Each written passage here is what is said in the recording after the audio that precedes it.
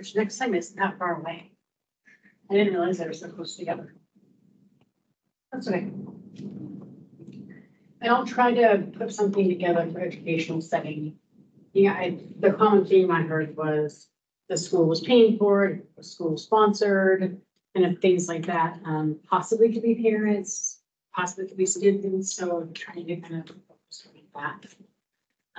Put something together. They do have some definitions I might be able to kind of borrow from. Since it's starting. Inspired or responsible. This is Mel. I'm gonna go to the bathroom. This is Lori. Do you guys have a time you want to end? Because we have time for public comment. So we're at a stopping spot now. You want to do public comment in like 1:45? Sure. Okay, we're gonna do public comment at 1:45, and so we'll be back in 6 minutes.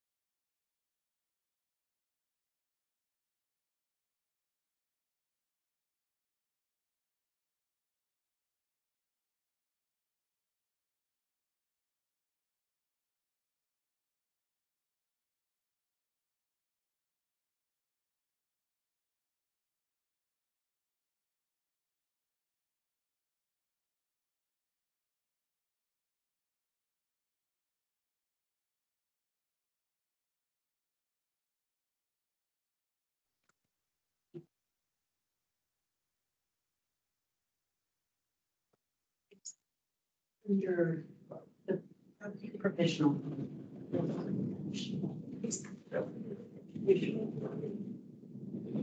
Right.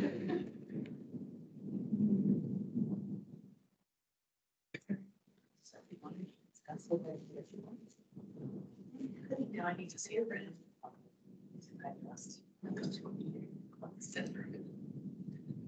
What can you, the most? Maybe I'm thinking.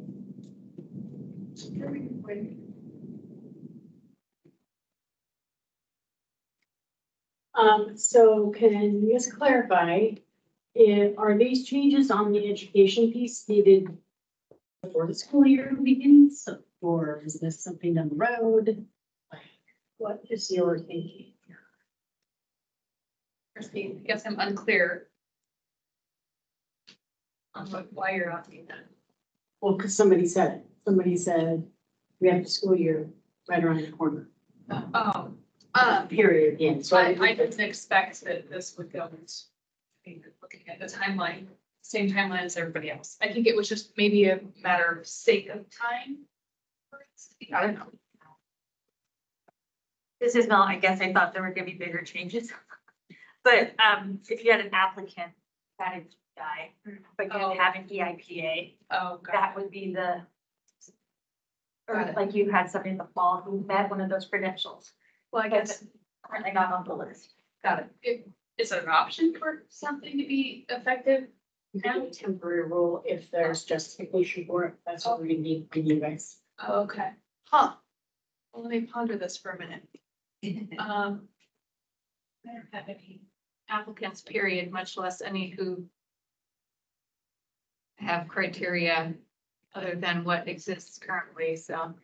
And I had a position open, had one applicant, and we hired the one applicant, so they must have met the current criteria. They, interestingly enough, prime example of all the things we've talked about. Had the EIPA, let's see, has worked in the field, lots of experience, done medical, done school, but needed the written of the EIPA. And the only test was in Seattle. And I said, can't proceed because these things are going into place, blah, blah, blah. She called and cried and they let her in and she drove up there and took it. Nice. Do you mean the written EIPA or the Yeah. written CASLI? No. Yeah. I think that was required by ODE. It's, The written, only the performance is required. no, it's like that. Oh, I know. It's because if you don't go through the interpreting program, never has, then you have to pass. the written. So this is a prime example Yes. of the exception to All the the norm. ones.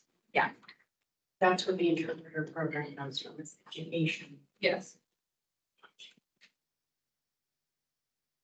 So I guess our answer in the more Portland metro area would be to go back, but I do wonder in regards to across the state of people or rural areas, they probably would want something a little more flexibility immediately. And this is Mel. When we look at a long-term solution for rural interpreters and our interpreter shortage, it is going to be remote and BRI. And we would want qualifications put in place that is easily met by the majority of the service providers in the state who are certified. So by opening up that list, you could get Texas interpreters who have that BEI or other 15 states or national providers. So we're making it easier for those providers to meet our educational credential. And nowhere in here does it say that about the EIPA, About what you just said about the, if you don't. it's in the original Oregon administrative rule. It's an ODE. ODE. You have to do this and this or this. And then once these come into effect, That goes out. that goes I out. think ODE, hence Georgianne being here, I think, but I think they're looking to what we determine here to point to this under the ODE current rulings. Is that correct, Georgianne? Yes. We're supposed to have a joint committee. Yeah. You guys are getting this far, but you did. And sorry, this is Georgianne. Yes, I was trying to find the OAR to, can I slip it in the chat for everybody so they can see what ours says? There's no chat feature. Oh, okay. I'll, chat it. I don't know. I'll send it to Lori. This is Mel, I see it. No, I just didn't read the fine print. We've got it, Jordan. Thank you.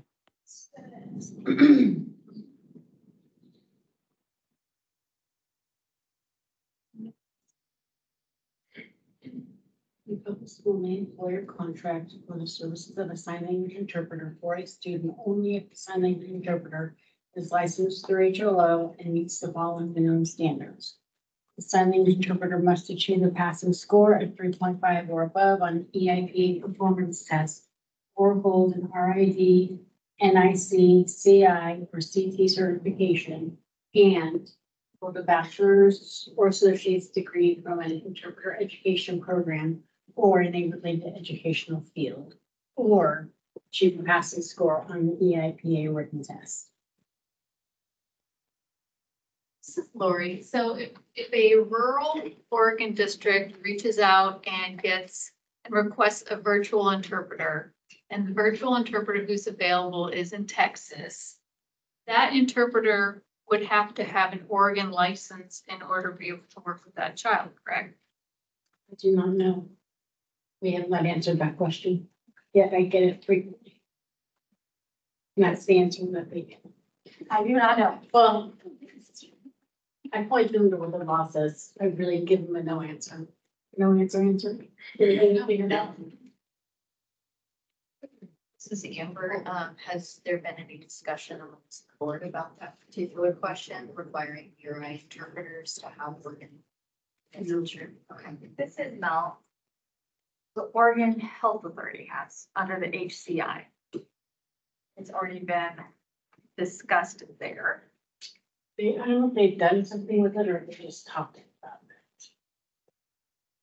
it. I remember this coming up. I think they say that they should have a license, be on the registry. Georgianne has her hand raised too. Hi, this is Georgianne. So if you read that OAR, to me, it says you have to have an HLO license. So I kind of think that they would.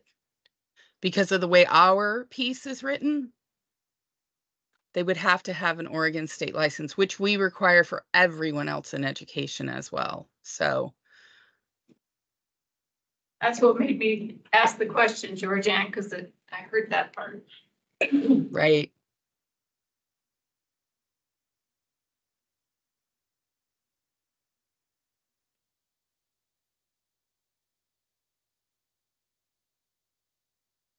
And this is Georgianne, and one of the fears is if we don't have that stipulation, that we're going to end up with a lot of online interpreters. And we don't want that to happen. You might be all right.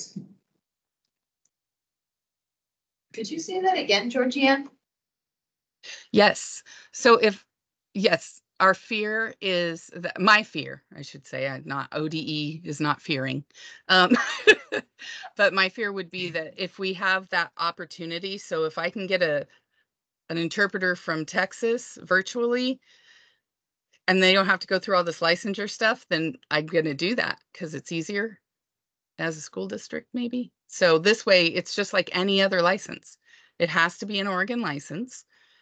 And I mean, I've hired remote teachers of the deaf, and they've had to have an Oregon license. They had to acquire an Oregon license. So, and I know that it's going to be hard for a couple of years. It really is to fill positions, I think.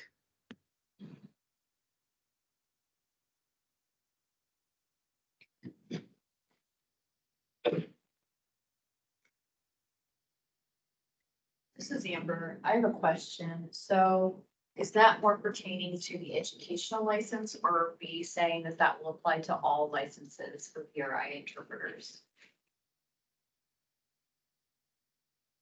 Well, we don't know if they have to be licensed yet. So I don't know. It sounds like she's saying for educational interpreters. Yeah. Okay. Just want to make sure that's what I heard. I mean, I guess you could say that people in education couldn't do interpreting through VRI. You make a rule saying that. They can Want to do make that? I don't think we want to do that. No. This is Georgianne.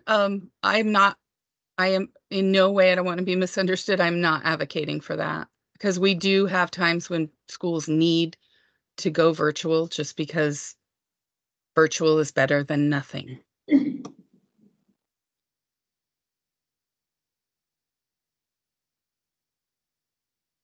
So. And this is Georgianne, just so you know, also, it's a really expensive route. So it does detour school districts. They would rather not have to go that way if they can find other ways, but. Georgianne, this is Mel. I think part of the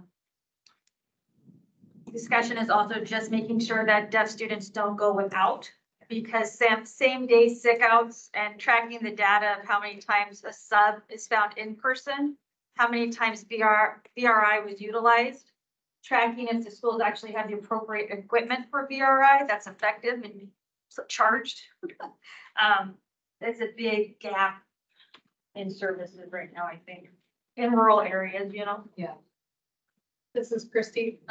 I also think, Sammy, you mentioned that, and I know this isn't just educational, but of the temporary license holders currently, you said over or about half have out-of-state addresses. So I think they're assuming that they have to be.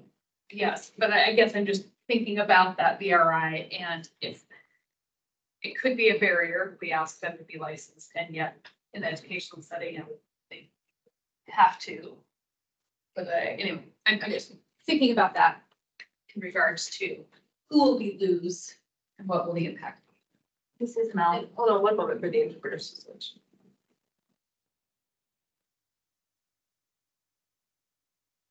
I would be curious about the data of how many of those out-of-state interpreters are applying for their generalist and are providing VRI, because they could do education. Yes. So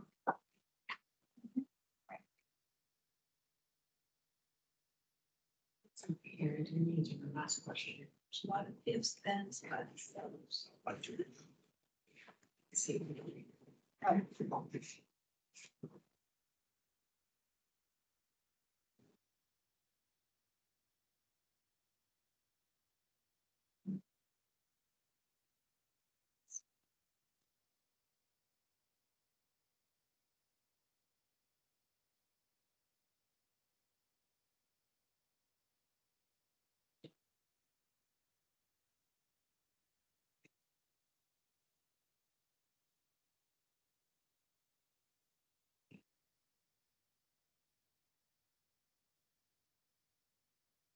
See. See, it was.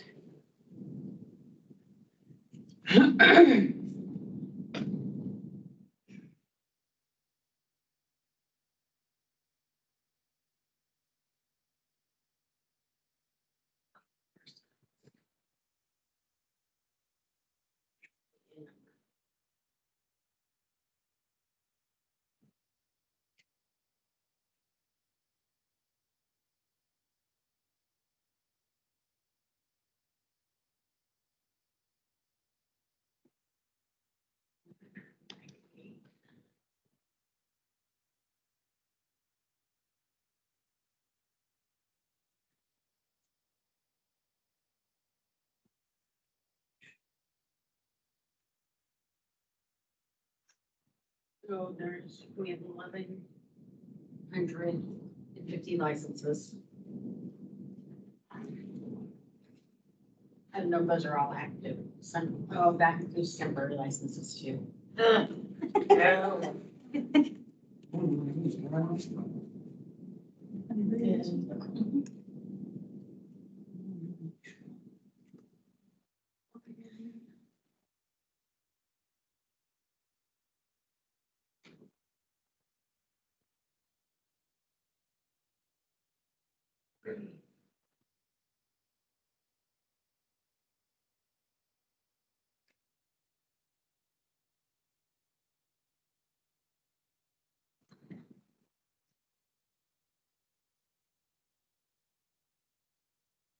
Yeah.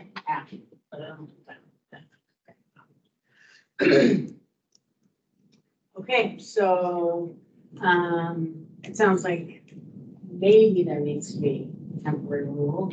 And the reasoning would be to broaden, to allow more people to get the educational license. If somebody has the BEI, they could do it in Texas, do it virtually. Yeah, so that would be, and to have more interpreters for students in the upcoming school year. That'd be great. Okay, so we will take that to the board. Yes, and you see them when? Day before we see you. Okay. So I'll be able to tell you what they say. Okay, so let me, are we good to go into public comment? Okay. At this time, the Board of Zoning Interpreters Rules Advisory Committee will hear public and interested parties' feedback. Members of the public, please wait until you've been recognized. Once recognized, please state your name and affiliation to the board for the record. Would anybody like to say anything?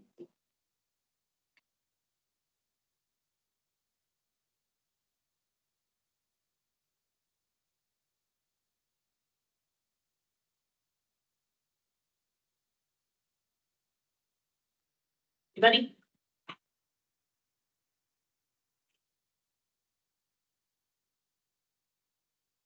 No? Okay. Then I think we can adjourn. The Board of Zoning Interpreters Rules Advisory Committee meeting is adjourned at 2:04 p.m. Good job. Yeah, hey. Just gonna say the educational license was the fastest of all of our discussions. Yeah, it really was.